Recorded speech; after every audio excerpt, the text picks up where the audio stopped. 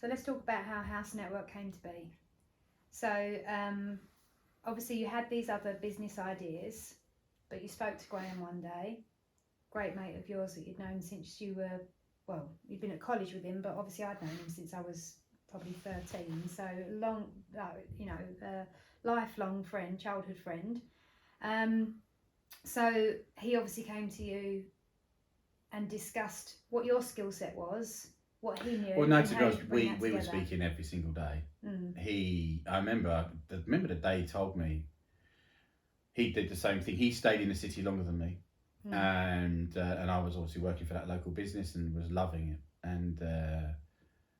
And like anything, I would challenge him when I was speaking to him. Just said, "So, what's your plan? Like, what are you going to do? Like, not today, but you know, what are you going to do? What's your plan in the next 5 years? You know." And he said, "Oh, I'm going to take a local job." And when he took the estate agency job, I've got to say, I was just like, "What on earth are you doing? Why would you take it to become an estate agent?" I didn't know anything about it. Yeah. Funny enough, at the same time, well, within 2-3 months, we moved. We moved house from a new build to a normal house. Right? So it wasn't a new build, and look, the estate agent was okay. I'm not going to name the estate agent, right? No, I'm not going to do it. Really nice guy, actually, who was the estate agent. But I just did everything. I showed everyone round. I negotiated outside my house, and really they didn't do much. Other than put it on Rightmove. Really, and that's what it felt like anyway. And obviously, I've never been to estate agents in my life, but obviously Graham was, and I was asking him questions all the time, and then really that's what sparked it. And I think we moved in maybe the year before. I think it was 2002, September 2002, October 2002. And it started to eat away at me and just thought there's something there. And then Graham got the job as the estate agent, and then that started making sense. And then we really started to accelerate. And then by September 2003, we were beginning our due diligence and researching. We were looking at the market and who was in it, what even was an estate agent, because I didn't know what it was. How did they work? Then we started looking at this online thing, because surely everything's moving online. Could this happen with the market? Could we replace the estate agent? That's what our initial concept was. So that was born in 2003. We formulated the company then we put a business plan together, and then we had a fantastic guy that, just from another project I was doing in terms of a football tournament that I'd created. One of the players was a web developer, and I built up a really good relationship quite quickly. And then this guy just transformed everything in terms Steve of Eglon. the platform. Yeah, Steve Eglon was amazing. Amazing. And and then that platform, well, by March 2004, we launched the business officially, with a platform that even now, what it had in it, is pretty much in line with anything that's on the market today. Back then, so we're very fortunate. And then the business just went from there. I don't know what you want to know, but from there. Well, let's talk a little bit about House Network for a while, because people will want to know, the man that is now running Keller Williams UK, what experience do you have to do that? People probably don't know who Mark Reddings is, and there's a reason for that, right? You've kind of alluded to it in some of the videos that we would have shown up to this point. That obviously you've always been quite a private man, very shy and quiet man. I've never wanted to come out and be this person that everyone in the industry kind of knows. I just let other people do that. Mark just wants to get on and get stuff done. Get stuff done. Yes. That's who I am, right? So I wouldn't normally be.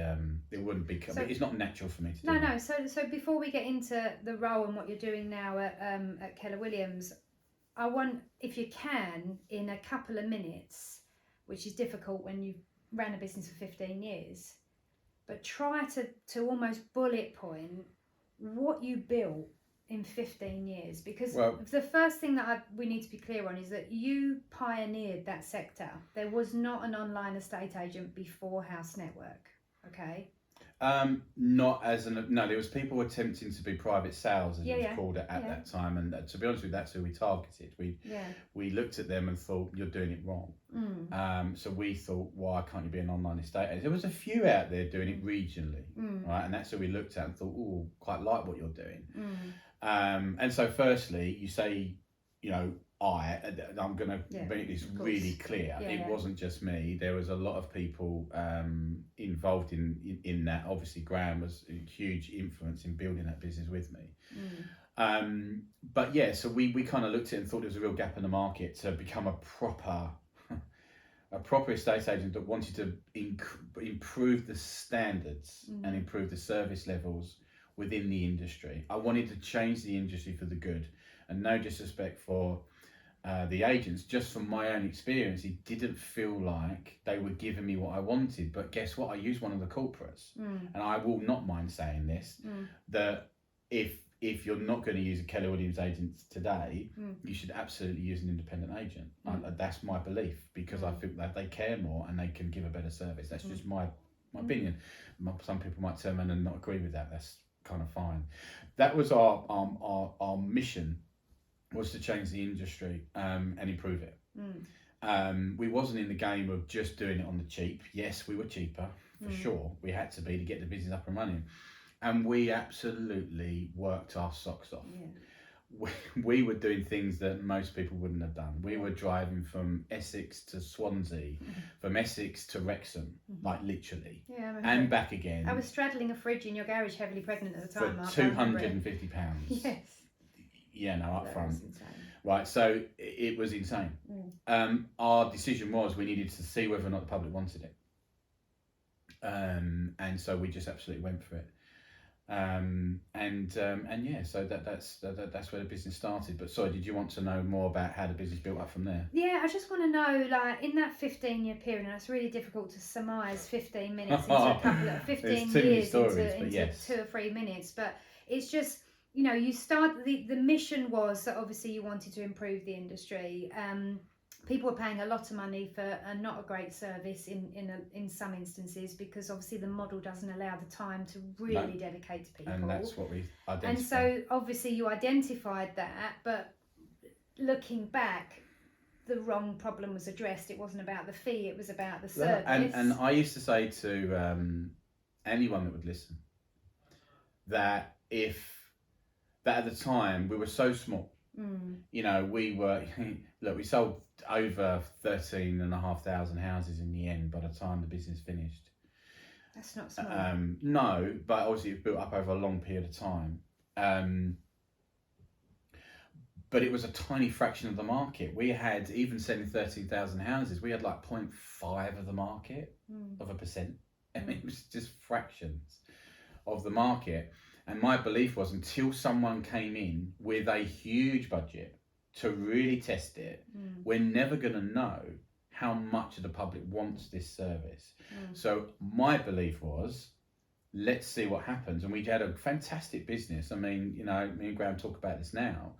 We loved it for 12 years. I think everybody that worked there loved it, to be fair. I don't think there'd be too many people that would say maybe not everyone, but I think, yeah, most people probably did. And I think, look, there was a really good culture behind the business. I think it was just part of me as an individual, right? It was very emotion driven, huge passion every day. And I think we proved that with a proper platform that was geared towards your standards and processes, we could deliver a really good level of service for a fraction of the fee.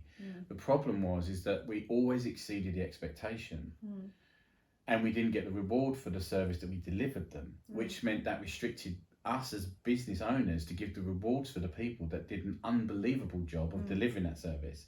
We couldn't give the salary increases, we couldn't give the bonuses, we couldn't reward them financially,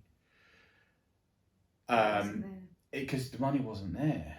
And even when we then took investment money in, after finally someone coming properly with the money to test the market, Purple Bricks came in 2014, I think it was, and built up a little bit slowly and really got going in 2015. All of a sudden then we thought, okay, fine, the market's growing. Right now it is, and then we kind of latched on and raised money, and then tried to replicate what they were doing. Like 8 other online agents did it at similar time, similar money, and we had to do it. I'll be honest, and we would have probably slowly died anyway if we hadn't have done what we did, which was raise the money, and we tried to do it in a different way. Okay, so I was on that journey with you for 15 years. Yeah. Doing my job, which was training the agents, running sales, running our concierge department, there the whole time, but never really knew the emotions that you were going through, knew what you were having to deal with at board level, just doing my job, right? So I'm asking you this question now, actually for the first time I've ever asked you it on camera right now. What was it like? What was it like when the investors came in, the money came in, the extra money that was promised didn't come in, and that moment when you knew, I don't think we're going to survive? What did that feel like? That's a tough one. I think there was loads of, at that time there was loads of emotions going around, and look, I'll be honest, I think it was really challenging because we were up against people with more money, and what happened, and we didn't realise at the time, is that the cost per acquisition, like the marketing cost to find a client, was accelerating so fast because someone would come in and start spending £250,000 a month, and we never raised enough. That was our problem. We never had the resources the same as everyone else. So we're trying to be smarter, and I do believe we actually were on the right track. Even now, just a little too late, maybe. It was just a little. You're right. It was just a little too late before we could actually. We were so close. So I'm not here and blaming investors whatsoever. It was just a situation that just come about, and it was very hard to change that. But we did attempt to obviously do that. What did it feel like when I always felt it was going to be okay. I remember thinking just before Christmas 2018, before we went into 2019, it felt challenging, but we were so close to raising extra funds from multiple sources. I still believe we would do it. And then that really all changed in January 19. And then from there on in, it felt like we really needed the support to make the business survive. And I still think if we could have, it could have been very different. What did it feel like when it kind of came down? Honestly, my main thought was the team that we had at that time. How are they going to be protected? What's going to happen to them? I genuinely wasn't. I didn't think about me. If I had, I could have done some things differently, but I didn't. And I remember the moment when I thought it is actually over was one weekend, maybe a week or two before, and that was tough. Yeah. I mean, I don't know how old the kids were at the time, like maybe 15, 18, and I was just a wreck for the weekend. Friday, Saturday, Sunday, I couldn't control it. I was breaking down. That was really hard, really, really tough. And even the last day when I literally turned the lights off in the barn, and don't know, it just didn't feel like when I walked out it was the end. It was, but I didn't truly believe that when it kind of happened. But yeah, really tough. Like, I'm going to turn around and say it was fine. I coped with it really well. I really didn't. But at that same time, you're always thinking about what am I going to do next if this does happen, right? You can't not think that way. I guess so. Even in that moment, and obviously, as I said, I was on that journey with you, and I remember it like it was yesterday still, and probably always will remember it like it was yesterday, because you don't spend 15 years of your life building something. No, look. I say this to a few people if they get me to talk about it, which I don't do very often.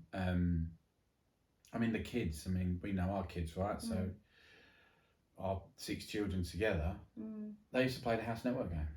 Yeah. We used to have a takeaway on a Friday night, and they were there with their phones and House Network, how can I help you? Yeah, yeah. You know, yeah. it was ingrained into everybody. Well, it was part of all of us. It was a part of everyone. It was a whole family. Even mum and dad were. I remember telling mum and dad, "I think this is over," and they broke down the same, right? So it was really, really difficult. It was everything. That's why I couldn't leave the business. I couldn't. You could. I tried at one point, if you remember, and I couldn't do it. And it was. Look, it was a very emotional time. But now I look at it as a massive learning curve. And look, did I make mistakes? Oh, for sure.